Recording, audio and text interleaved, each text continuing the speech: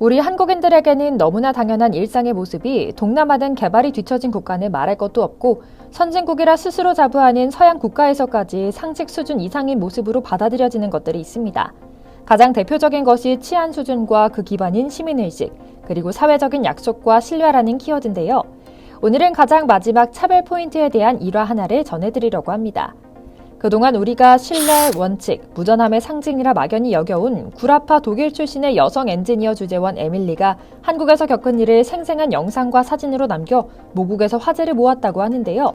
독일의 공영철도회사 도이체반에서 운용하는 일반 열차는 물론이고 세계적인 수준의 고속열차라는 이체에까지 한두 시간씩 늦는 것은 애교에 가깝다는 자조적인 고백을 하면서 비교한 한국 대중교통의 정체성은 상상도 못해본 일이었다며 경악하고 말았죠. 코리안 타임이라는 단어 자체가 낯선 시대에 살고 있는 게 뭔가 감동적인데요. 오늘은 에밀리의 이야기를 바탕으로 대체 우리가 너무나 당연하게 여기고 중시해온 정시성에 대한 이야기 이모저모를 전해드리려고 합니다. 잠시 저희 강화면 브리핑 구독 설정도 부탁드리고요. 에밀리는 독일에서 공학을 전공한 재원인데요. 몇 달 전 팬데믹 이후 한국연구소에서 한국인 공학자들과의 신제품 연구를 진행하기 위해 한국 땅을 처음으로 밟았다고 합니다. 처음에 그녀는 유행하는 드라마를 몇 편 본 덕분에 그럭저럭 알고는 있지만 생활에 대해서는 전혀 아는 바가 없던 한국에서의 생활에 대해 막연한 걱정이 있었다고 합니다. 아무래도 생활 방식이나 문화의 차이는 분명히 존재하기 때문이었겠죠. 그러나 그녀는 한국에 도착하기 전부터 남다른 차별점을 느꼈다고 하는데요. 인천공항에 내려 출발 전 생각만 하던 차이를 다시 한번 확인한 후 한국 주재원 생활은 엄청난 경험이겠다는 확신을 했다고 합니다.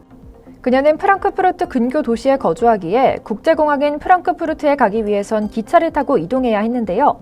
언제나 그렇듯 연착을 밥 먹듯 하기 때문에 핸드폰 어플로 지연 상황을 확인한 뒤 첫 계획보다 천천히 집을 나섰다고 합니다. 이런 상황이 자연스러웠기에 별다른 감정도 들지 않았고 이미 비행시간에 한참 앞서 출발 계획을 짜기도 했고요. 그런데 공항에 도착해서 한국 국적기 카운터에서 수속을 밟는 순간부터 뭔가 심상치 않다는 강한 느낌을 받았다고 합니다.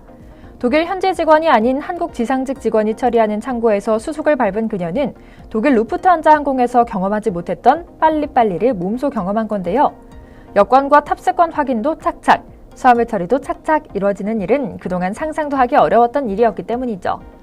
그런데 웬걸 비행기 역시 완벽한 스케줄에 맞춰 정시 출발하는 것을 보고 마음속으로 끝내준다는 생각을 했다고 합니다. 그렇게 13시간여 비행을 거쳐 인천에 내린 그녀는 한국은 항공사만 완벽한 게 아니라는 확신을 갖게 됐는데요. 글로벌 탑티어 수준의 인천공항 시설과 서비스는 두말할 것 없고 공항과 서울을 잇는 공항철도와 공항버스의 정시성을 두 눈으로 확인한 겁니다. 모든 일이 계획대로 돌아가고 있었고 한국 사람들 역시 질서정연하게 최소한의 동작만으로 자리에 앉고 짐까지 관리한 뒤 눈을 꼭 감고 잠시라도 쉬어가려는 동작을 취하고 있는 것이 그녀에게는 굉장히 낯선 모습이었던 것 같은데요. 독일에서와 같이 당연히 열차는 늦겠지 하면서 느지막이 갔다가 끊어졌던 티켓을 날려버리고 말았다는 재미난 일화도 전했죠. 사실 유럽에서도 당연히 정시성을 지키기 위한 노력을 전개하고 있습니다. 그러나 도저히 사람들의 의식 수준이나 행동, 그리고 도로나 역 상황이 도와주지 않아 거의 단 하루도 제대로 운행되는 날이 없을 정도라고 하는데요. 상황을 살펴보면 우리 상식 수준에서는 굉장히 낯선 일입니다. 한국 사람들은 자신들이 필요한 정보는 가능한 어플이나 핸드폰, 군의 영무원에게 미리 확인한 뒤 가장 마지막 순간에 확인하는 정도로만 승무원과 대화하는 반면 유럽에서는 무슨 말들이 그렇게 많은지 저마다 한마디씩 거두며 대화를 합니다. 승무원 역시 낯설지 않다는 듯 농담까지 던지며 웃으며 일을 처리하고 있고요. 자리에 가서도 뭔가 동작이 빠릿하지 않습니다. 뒤에는 사람들이 잔뜩 줄 서 있는데도 자리 위 선반에 짐 한 번 올리는데 한 세월 걸리죠. 누군가 불만을 제기해 싸우기 시작하면 자연히 플러스 5분이고요. 이뿐만인가요? 각종 노동자들은 저마다의 연대로 틈만 나면 시위를 하는데요. 참 골 때립니다. 파업을 동원한 시위와 파업하지 않고 단순 시위하는 일로 나뉠 정도로 종류도 다양하죠. 비용이 저렴하지도 않은데 시간도 못 지키고 도로에는 자전거, 무단 횡단하는 사람, 자가용과 버스가 한 대 뒤엉키니 아주 난장판인데요. 이 때문인지 실제로 유럽에서는 기차든 버스든 대중교통의 지연 현황을 보면 210분 지연 중과 같이 말도 안 되는 숫자들이 적혀 있을 때가 많습니다. 실제로 유럽 철도는 우리의 선입견과 달리 정시성이 잘 안 지켜지는 것으로도 유명합니다. 한국처럼 사실상 공기업이 전부 운영하는 통합관리제도가 아니라 타 노선, 타국 직통열차도 많은 데다 다양한 상황이 맞물리다 보니 한 노선에서만 지연이 발생하면 이곳저곳으로 지연이 퍼지는 문제로 번지기 때문인데요. 어쩔 땐 시간 단위로 지연되던 것이 시간이 계속 불어나더니 아예 열차편 취소라는 안내와 함께 그냥 모든 것이 날아가 버리기도 합니다. 독일인들은 이를 그냥 그러려니 하며 받아들이는 황당한 모습도 보인다고 하는데요. 독일에서 유학 중인 한인 유학생들은 한국 와서 KTX를 탄 뒤 10분 지연된 것 보고 정치성 정말 엄청나다, 역시 간내의 일이라며 감탄한다는 이야기도 전해지니 말입니다. 정작 한국인들은 대부분 10분이나 지연됐다며 화를 내는 사람들이 많지만요. 독일 사람들은 피할 수 없으니 그냥 즐기기로 한 것 같습니다. 위넨 지역에서 통근하면서 뜨개질을 좋아하신 한 할머니는 아예 2018년도에 기차 연착 목도리를 떠서 우회적으로 도이체반을 비판하는 유머 감각을 선보이기도 했는데요. 하루에 왕복 탑승 2주를 뜨는 일로 1년간 뜨개질을 했는데 회색은 5분 미만, 분홍은 5분에서 30분, 양방향 연착이나 한 방향이 30분 이상일 때는 빨강색으로 뜨개질을 했다고 하는데 중간에 길게 빨간색 부분이 존재하는 것만 봐도 참 귀엽고 동시에 무서운 일인 걸 알 수 있죠. 그런데 단순히 이 SNS 글이 독일에서 히트친 것만이 전부가 아니었습니다. 할머니는 이 스카프를 기차역에서 봉사활동하는 자선단체를 후원하는 경매에 붙였고 무려 7,550유로, 하나로 약 1,000만 원 정도로 팔렸으며 그 낙찰자가 도이체반인데다 심지어 이 스카프가 영국의 철도 박물관에 전시됐다는 사실도 웃지 않으면 볼 수 없는 해프닝으로 마무리됐기 때문이죠. 그런데 요즘엔 이 문제가 더욱 심각하다고 합니다.